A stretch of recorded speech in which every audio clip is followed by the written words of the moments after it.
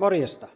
Haluaisin kertoa tänne nettiin kanssa, että säätötanko mikä menee jumiin aina. Tää on tää minun tuttu auto, LS430. Lexus, niin täällä on toi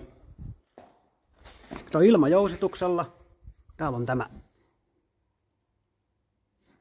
Toi lienee korkeuden säätöanturista. Tuossa välissä on. Tähän väliin tulee tanko. Katsotaan sitä seuraavaksi. Sehän löytyy tosta. Eli tämä on se säätötanko. Tää on yläosa.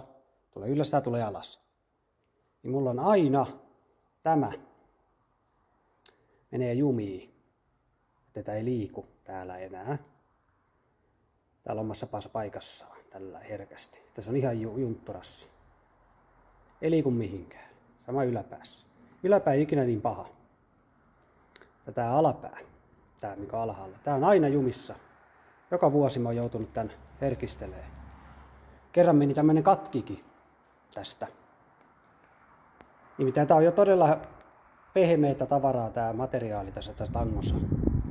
Tää on alkuperäinen tanko. Niin tää ei kestä sitten yhtään vääntämistä liikaa eikä iskuja. Tää katkee saman tien, tää tanko.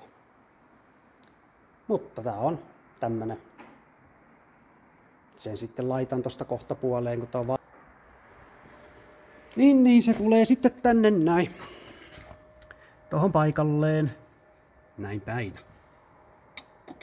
Alas ja tohon ylös. Noin paikalle. Ja tossa on sitten samalla tuohon tulee mutteri tuohon päähän. Tällä pystyy sen niinku säätämään tämän korkeuden tähän. Ja mikä se on? Hyvä.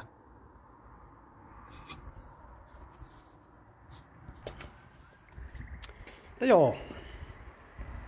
Semmoinen pätkä. Tosta noin. Mitä mä oon huomannut ongelmaksi tässä ilmajousituksella. Noi säätötangot. Ne täytyy aina vuosittain itse herkistellä. Edestä ja takaa. Etuaksella ja taka-aksella, koska ne menee jumiin. Sitten kun se menee jumiin, niin se katkee sitten jostain sieltä. Eikä toimi kunnolla, niin kuin mulle kävi.